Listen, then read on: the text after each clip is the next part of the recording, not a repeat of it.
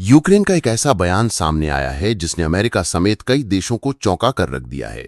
यह बयान किसी और का नहीं बल्कि भारत में तैनात यूक्रेन के राजदूत का है। लंबे समय से माना जा रहा था कि रूस यूक्रेन युद्ध के चलते यूक्रेन भारत से उम्मीद करेगा कि वो रूस से दूरी बनाए, लेकिन इसके ठीक उलट यूक्रेन ने कहा है कि भारत को अपने फैसले खुद लेने का अधिकार है।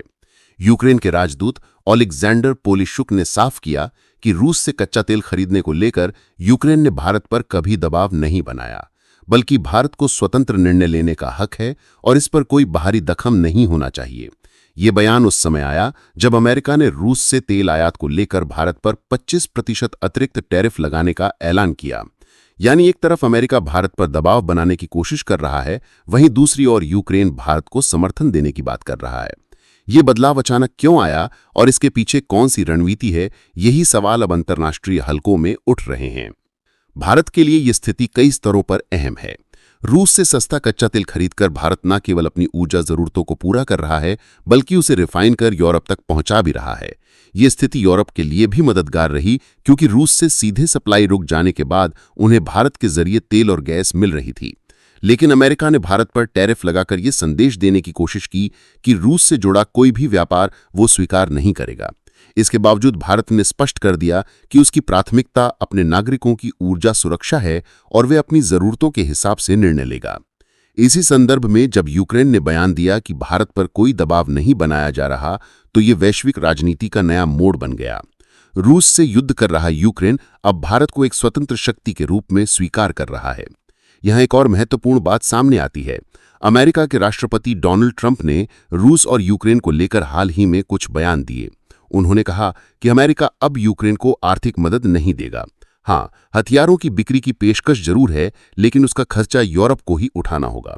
इस बयान ने यूरोप को झटका दिया, क्योंकि युद्ध की शुरुआत से अब तक यूरोप लगातार अमेरिका के साथ खड़ा रहा है। ट्रंप के इन बयानों से यह साफ हुआ कि अमेरिका अपने हित पहले देखेगा। रूस से व्यापार करने का रास्ता अमेरिका खुद भी तलाश रहा है और साथ ही यूरोप को अतिरिक्त बोझ झेलने पर मजबूर कर रहा है। यही वजह है कि यूरोपीय देशों ने भारत की तरफ देखना शुरू किया। भारत रूस से तेल खरीद रहा है और यूरोप तक सप्लाई पहुंचा रहा है। सर्दियों के मौसम में यूरोप को तेल और गैस की सबसे ज्यादा जरूरत होती है।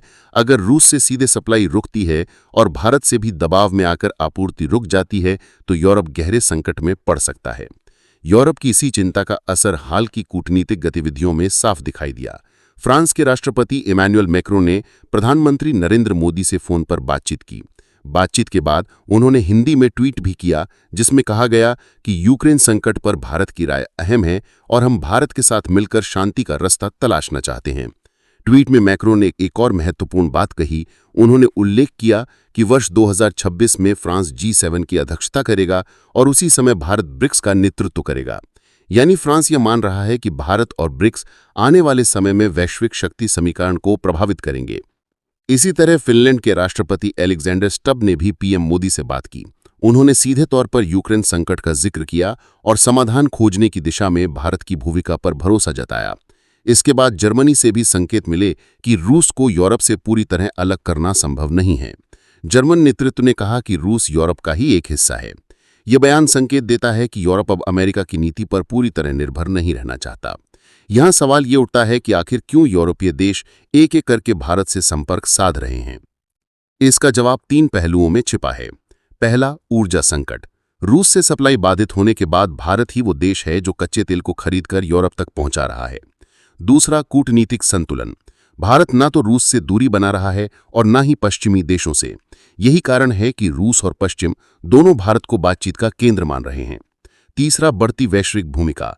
ब्रिक्स संगठन लगातार मजबूत हो रहा है, भारत इसका प्रमुख सदस्य है और चीन तथा रूस के साथ मिलकर यह समूह G7 के समानांतर खड़ा होता दिख रहा है। इस पूरी स्थिति से यह साफ है कि भारत की भूमिका अब केवल राज्य क्षेत्रीय नहीं, बल्कि वैश्विक स्तर पर निर्णायक होती जा रही है। जहां तक यूक्रेन के बयान की बात है, तो इसे भारत के साथ संबंध सुधारने की कोशिश के रूप में देखा जा रहा है। संभव है कि यूक्रेन ये समझ चुका हो कि भारत से दूरी बनाना उसके लिए फायदेमंद नहीं है, खासकर तब जब यूरोप भी भारत की ओर झुक रहा है। भारत के लिए ये संतुलन साधना आसान नहीं है। एक तरफ अमेरिका है जो टैरिफ जैसे कदम उठाकर दबाव डालने की कोशिश कर रहा है, दूसरी तरफ रूस है जिसके साथ भारत के दशकों पुराने रक्षा और ऊर्जा संबंध हैं। और तीसरी तरफ यूरोप है, जो अब भारत के सहयोग पर निर्भर होता दिख रहा है। इस जटिल स्थिति में भारत ने अब तक यही रणनीति अपनाई है कि किसी एक पक्ष के खिलाफ स्पष्ट बयानबाजी न हो, लेकिन अपने हितों की सुरक्षा हर हाल में हो। यही कारण है कि भारत ने रूसी तेल खरीदना जारी रखा और साथ ही पश्चिमी देशों के साथ कूटनीतिक संवाद भी बनाए रखा। अगर आने वाले समय में ये रुझान और गहरा होता है तो भारत वैश्विक ऊर्जा आपूर्ति श्रृंखला में एक अहम केंद्र बन सकता है, साथ ही अंतर्राष्ट्रीय कूटनीति में मध्यस्थ की भूमिका भी निभा सकता है। फ्रांस और फिनलैंड के बाद संभव है कि और यूरोपीय देश भारत से संपर्क करें। रूस के साथ भारत का संवाद भी जारी है और पुतिन और मोदी की बातचीत ने यह संकेत दिया है कि दोनों देशों के बीच ऊर्जा और रक्षा सहयोग आगे भी बढ़ेगा। ये पूरी स्थिति दिखाती है कि वैश्विक शक्ति संतुलन में तेजी से बदलाव हो रहा है।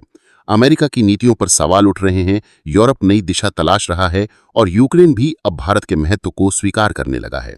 इस सब के बीच भारत ने यह संदेश दिया है कि वो अपने फैसले खुद करेगा, चाहे मामला ऊर्जा का हो, व्यापार का या अंतर्राष्ट्रीय राजनीति का। भारत, रूस और यूक्रेन से जुड़ा ये नया घटनाक्रम सिर्फ बयानबाजी भर नहीं है, ये आने वाले समय में अंतर्राष्ट्रीय समीकरण तय करने वाला संकेत है। यूक्रेन का भारत के प्रति रवैया बदलना, यूरोप का भारत से जुड़ना और अमेरिका की दबाव नीति, ये सभी घटनाएं एक बड़े परिवर्तन की ओर इशारा करती हैं। वैसे दोस्तों, आपको क्या लगता है? क्या यूक्रेन भारत के साथ कोई नया खेल करने की सोच रहा है या फिर भारत को एक नई उम्मीद से देख रहा है? बताइए हमें कमेंट बॉक्स में। और ऐसे ही और वीडियो देखने के लिए चैनल को सब्सक्राइब करना न भूलें। धन्यवाद।